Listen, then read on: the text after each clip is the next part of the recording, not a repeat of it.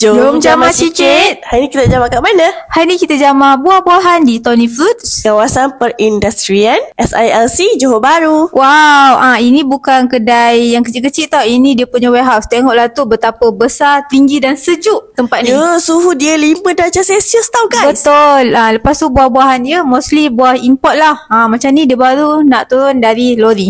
Betul. Lagi satu, kalau korang nak beli buah-buah kat sini, korang kena beli satu karton terus tau. Betul. Dia tak ada beli satu-satu. Betul. Kalau macam rasa satu karton tu banyak, boleh lah tong-tong dengan member. Buah-buah kat sini memang berbaloi untuk korang beli sebab semuanya buah-buah import. Memang fresh, segar dan ada jamah sendiri, dah rasa dah semua buah kat sini. Betul. Dan mostly manis-manis. Cuma strawberry ni je lah.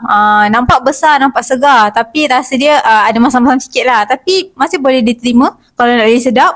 Cecah dengan coklat. Syahdu. Betul lah. Lepas tu ada jamah makan juga blueberry. Blueberry dia rasa macam mana? Manis tak? Blueberry dia manis weh. Time kita orang nampak buah naga warna kuning. Lepas tu manis. Dan yang ini Ya Allah, Kak Jamal love gila dengan anggur ni. Betul. Autumn crisp. Lepas tu tak ada biji dan dia rangup. So kalau korang nak tahu, buah-buah tadi adalah buah-buah yang valid untuk korang beli dan dapat join lucky draw menang motor. Lagi satu, waktu operasi gudang ni, kalau korang nak datang untuk membeli buah-buah, adalah setiap hari Isnin hingga Sabtu 8.30 pagi hingga 5.30 petang. So korang jangan lupa datang sebab adik dah Kak Jamal approve.